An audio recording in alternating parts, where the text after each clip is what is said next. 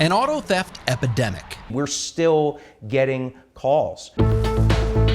Traced to a cost-cutting design. And no one was doing anything about it. This week on Open Record, the Milwaukee law firm that launched a nationwide legal offensive against the automakers whose name gave rise to the Kia boys. Kia and Hyundai, you want to pick a fight?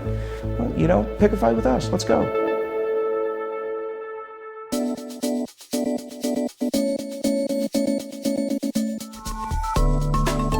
From the Fox 6 studios, this is Open Record. We are investigative reporters breaking down the big stories, what it took to get them, taking you behind the scenes. It's the stuff we couldn't tell you on TV. I'm Brian Polson, and Sarah Smith and Jenna Sachs are both away this week, so I've got a couple of special guests with me today. One, returning to the podcast, Sam Kramer. Thanks for being on, Sam. Thanks for having me, Brian. And for her maiden voyage on Open Record, we have Fox 6's Stephanie Grady. I am so happy to be here, guys. Glad to have you here. Remember, if you are listening to the podcast, we also have a video version of Open Record now. You can get that on the Fox 6 YouTube channel, and I believe it's going to be eventually on the Fox Local app. I'm still not up to date on when that's all going to launch, so I'm not going to keep talking about that. But eventually, it's going to be a great place to watch on your smart TV. We're recording this episode on Wednesday, June 14th, for release on Thursday, June 15th. And this being Wednesday the 14th, tonight we're going to be airing, Stephanie, your one-on-one interview with James Barton. He's an attorney whose law firm filed the first of what became a large number of class action lawsuits against Kia and Hyundai. So by the time this podcast is out, that video will be available. People can go watch your one-on-one interview. But let me start with you about how this interview came about and what you did to prepare for that. This interview, I think, has been really a long time coming. I mean, the attorneys at the center of this, and obviously, as you guys know, this turned into many, many class action lawsuits that happened all across the country in multiple states that ended up consolidating out in California into one major lawsuit, an MDL.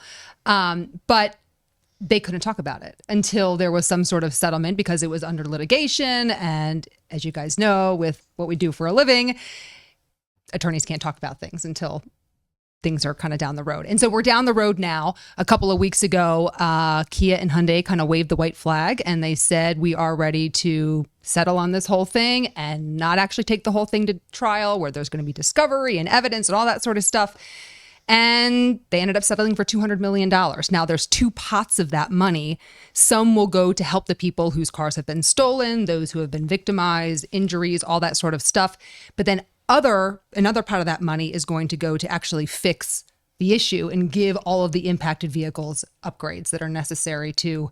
They're not going to be immobilizer technology that was not initially installed in the vehicle, but it's going to be some sort of anti-theft upgrade that's going to come. Now, I want to step back for a minute because I think it's really important that we set the scene for those who don't know, aren't familiar with these lawsuits, and maybe for our listeners and viewers outside the city of Milwaukee for whom this hasn't been maybe as big of a deal as it has been right here.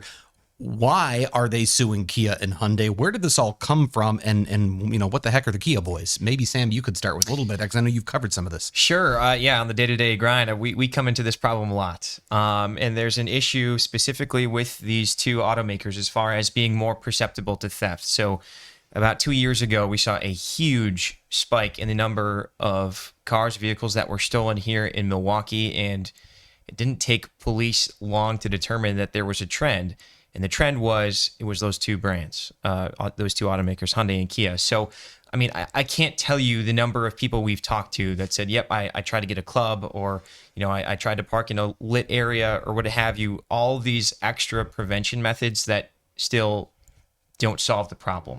And so this is an issue that seems like it has impacted Milwaukee maybe more than others, but certainly Milwaukee isn't alone in this. What strikes me about it is, when you talk about an increase in any sort of category of crime, you usually think about maybe 20% or 30%. This was insane, like 2,500% increase in auto theft. So this is just off the charts. Stephanie, why Kia and Hyundai? What is it about these two manufacturers that made their cars so vulnerable or such rich targets for theft? Well, what's really interesting is that Kia and Hyundai, although they are separate automakers, they're both Korean automakers. They share a lot of things. If you're going to go up the corporate ladder, they share a lot of the same design framework, I guess you could say, the same patented intelligence and all that sort of stuff when they're creating their vehicles. And Basically, back in the 90s, immobilizers, these anti-theft devices, they're required over in Europe. They've been required since the 90s. They're required in Canada. They're required in a lot of other countries around the world. They're not required here in the United States.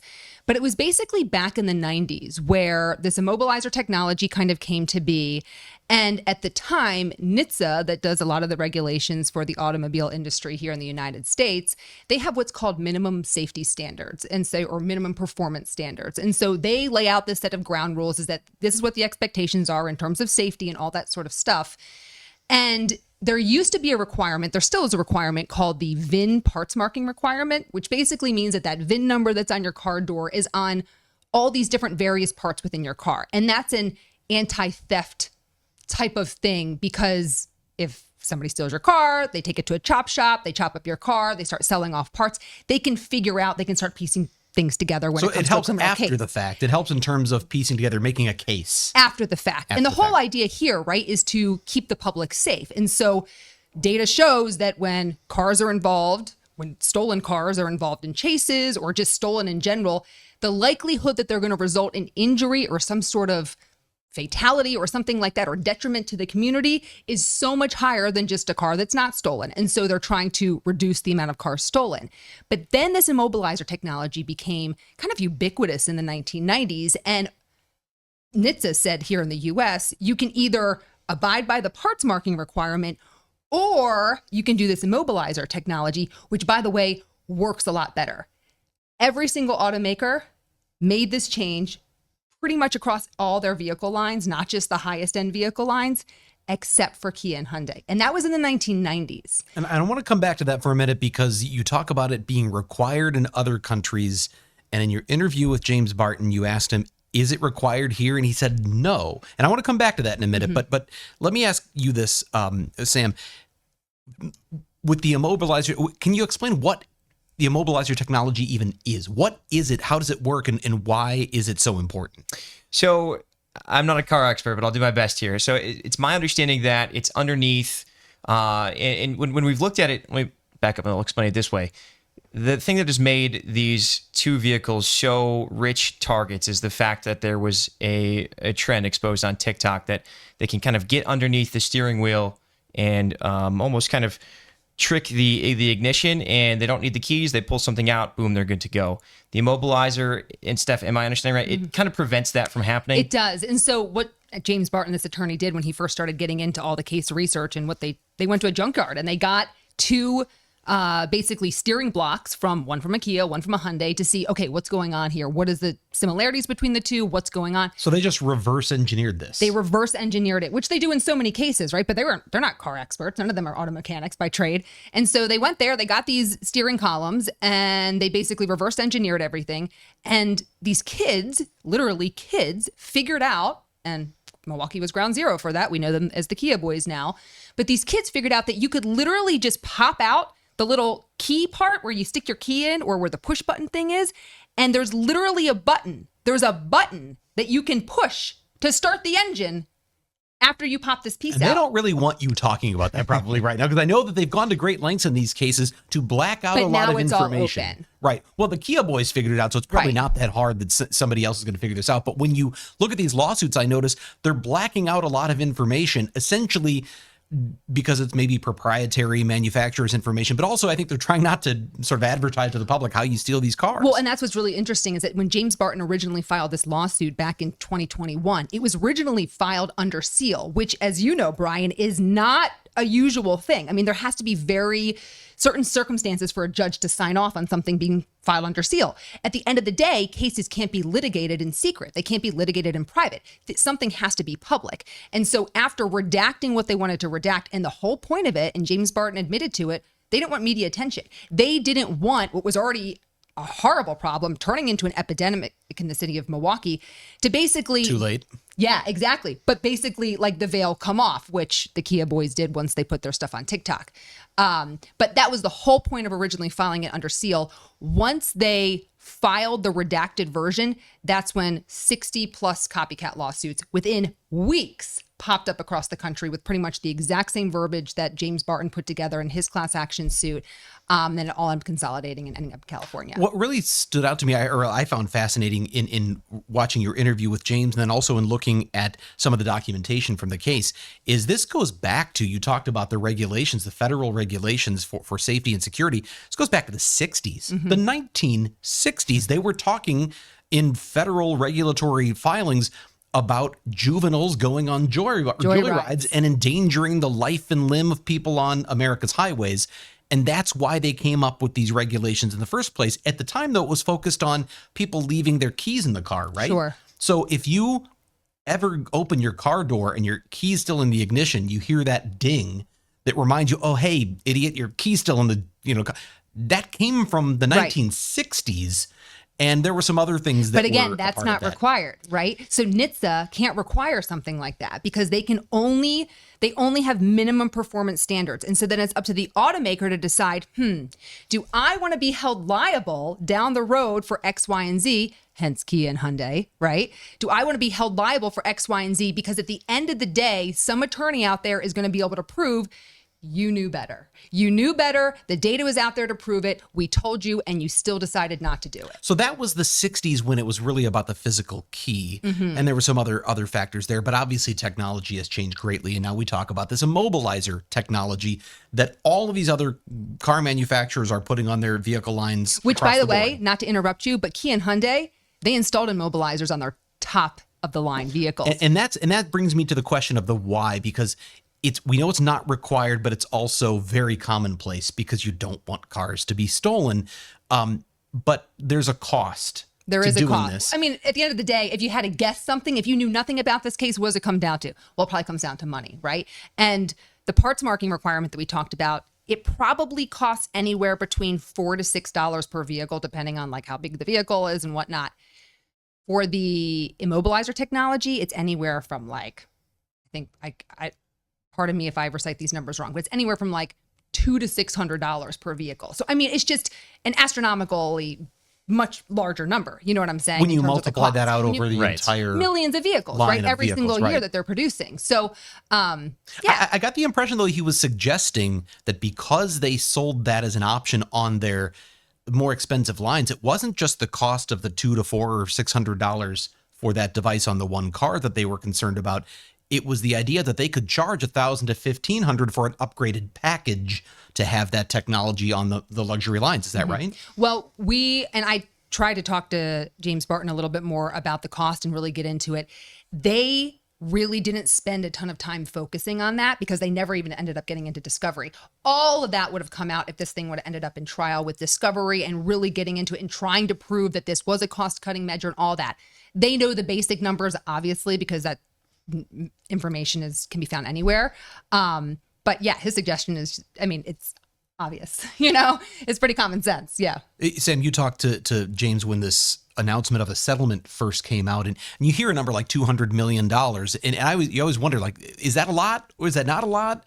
How do they feel about this figure in terms of the number of people who are represented in the class? So they're happy with the number, at least preliminarily. And again, as Steph mentioned, there's two buckets in there. There's one that's going directly to the victims, and then another that's actually going to help pay for some of the security upgrades that only now they've actually come forward and really offered across the board. So you still have a Kia or Hyundai that falls into this category. It hasn't been stolen yet, but you want to get the protection. Yes. And part of that includes a sticker that goes on the window that they hope maybe deters a thief coming up and seeing that you have that. So it's not as far as a recall. They're not going as far as issuing a recall, but they're saying, hey, we'll give you this upgrade. Call your local Kia dealer or Hyundai dealer and we'll get you in, Right. And he was clear that it doesn't differentiate, or this settlement doesn't mean that other lawsuits, including the city of Milwaukee's, those aren't settled yet. This is completely different. So these folks are going to have an opportunity to get some money to really recoup their cost. If it's insurance, if it's their car being totaled, what have you. It's something. I'm not sure how much it will be. That remains to be seen, but it's certainly something that helps to recover what they've been through. Let me ask you this, because either one of you can answer this if you know, but what is Kia and Hyundai's sort of defense in all of this? I mean, I can imagine some people, maybe not those companies, saying, well, it's not just the car company's fault that these cars are getting stolen. It's the Kia boys' fault, and it's police for not doing enough to hold them accountable, or the courts, or something like that. What do the manufacturers say about this? Or are they saying, they throwing up their hands and going, yep, we messed up here? They haven't said much. They push back, which was expected, right? You file a lawsuit, you're expecting some sort of pushback. You're expecting to file a brief after that. So it basically said, this is other people's fault. This is, how can you blame this on us? These are just our vehicles, we're the victims here, kind of a thing. I think it's also important to point out, because I asked James Barton, you have the people whose cars were stolen, totaled, never recovered, whatever it might be, excuse me, and they're going to end up getting compensated for whatever their losses were, right? Their physical losses. Who knows if there's going to be any sort of emotional loss that gets tacked on there. But I asked, what about the people whose lives have been destroyed, ended, or families have just been completely and totally turned upside down by being hit by one of these stolen cars? Is any money from this pot of $200 million going to help any of these families who may have been innocent in their own car driving and then just ended up getting slammed by one of these stolen Kias? That is completely separate from this. So, which is actually good news for those families, because those families can still go ahead and file their own lawsuit. Because you guys know, with class action lawsuits, once everyone signs off, and that's the phase we're in now. So the settlement, this preliminary deal has been reached. That was reached a couple of weeks ago. Kia and Hyundai said, yep, we'll pay the $200 million. But everybody has to sign off on it, because every single person involved in the class action lawsuit, and some of these they're huge, right? Tons and tons and dozens of people involved in these things.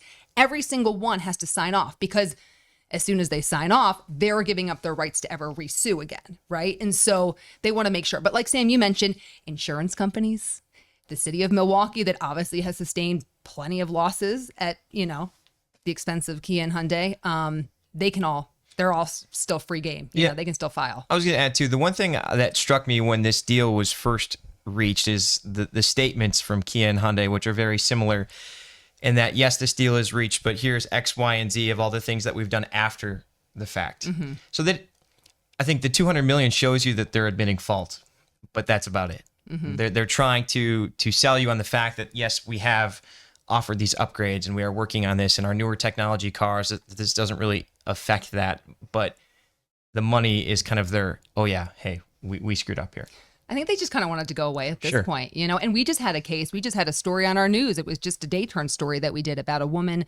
And I think it was a Contact 6 story with her Kia. And it was stolen out of a dealership parking lot. That's what it was. It was stolen out of a dealership parking lot. And she didn't want to have to pay the $500 deductible on her insurance, right? And she was trying to get the dealership to pay it for her. And Contact 6 ended up helping her, and the dealership ended up paying it. But it was because corporate Kia said, just pay them. Just send them the check, because at this point, it just seems they just want to wipe their hands clean. They want this thing gone so they can move forward, I do think that when you talk about something like this, and I even look back at the Federal Register from the 1960s, there's always that question of, is it the automaker's fault that other people are committing crimes? But the government decided at that time that we can do a lot of public good with some of these basic anti-theft measures. This is another case where now it's still not a requirement. I do think from a legal standpoint, that's interesting, because it's not required.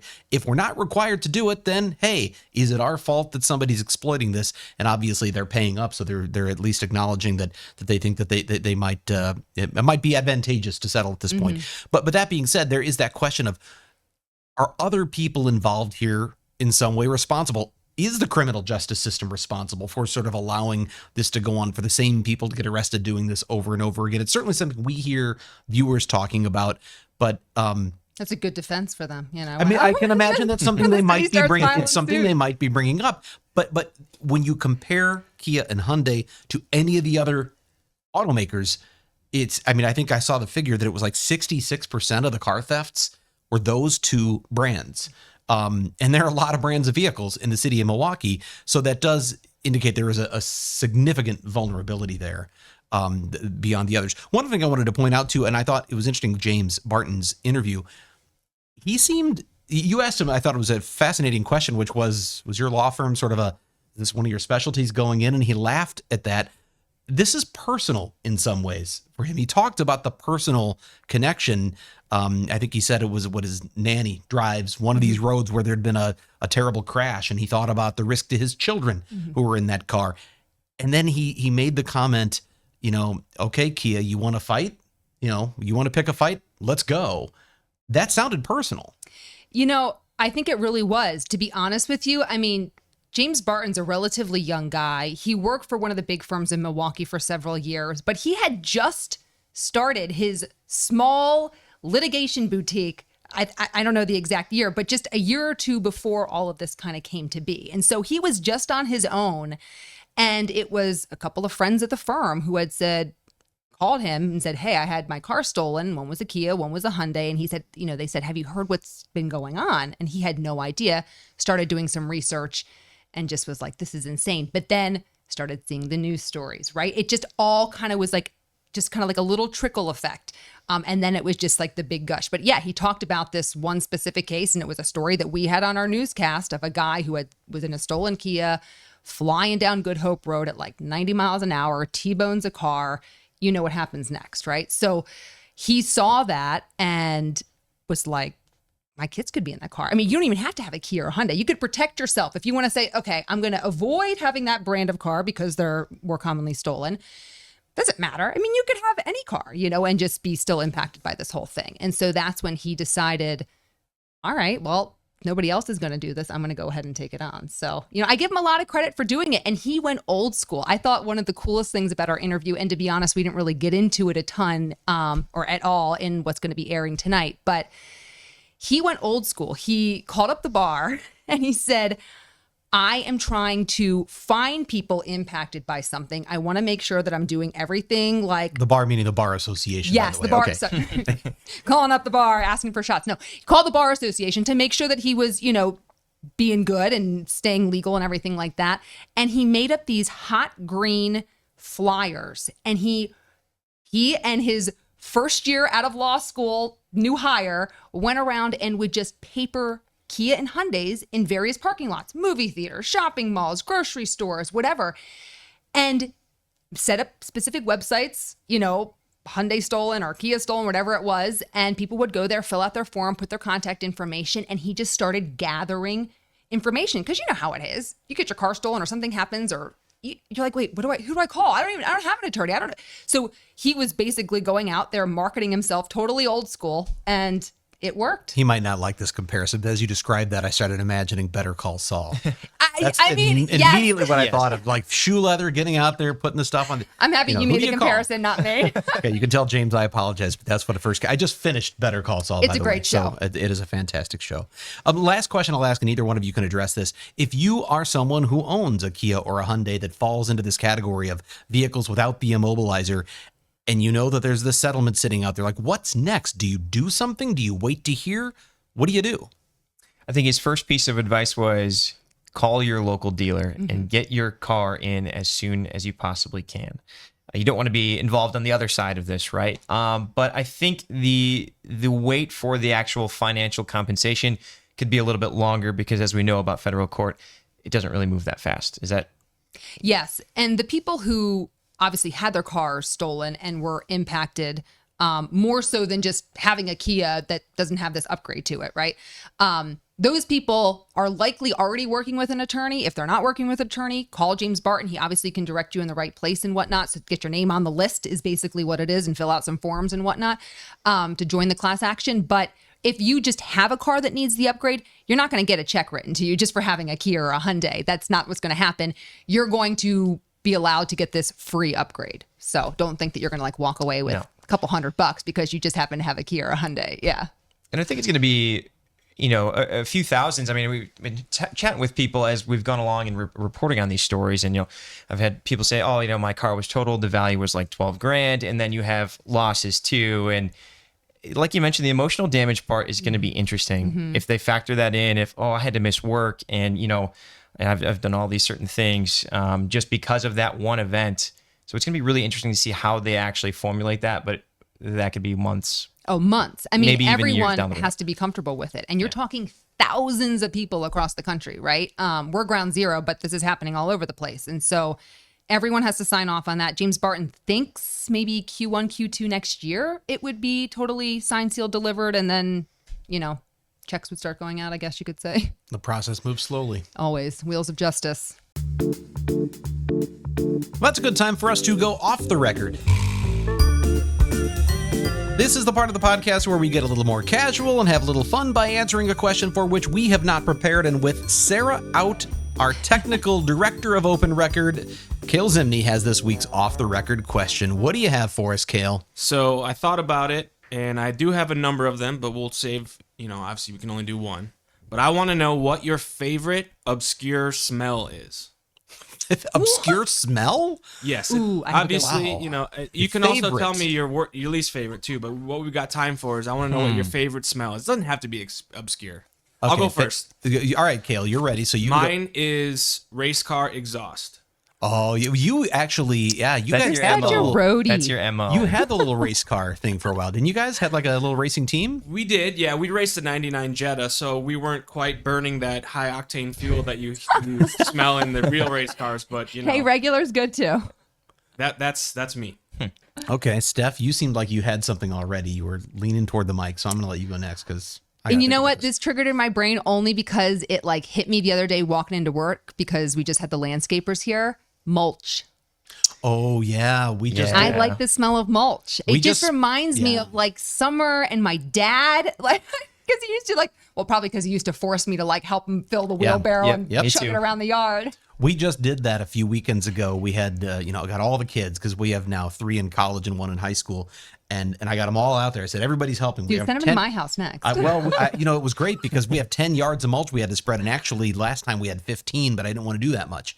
And because it's expensive too. So we got the 10 yards of mulch, and as we're shoveling it, I was just taking in that sort of pine, whatever that scent is. It was fantastic. And one of my stepson, as we were shoveling it, he said, God, what is this awful smell? And I thought the different perspective you can have on the same exact Yeah. thing. I agree with you. I think the mulch smells fantastic.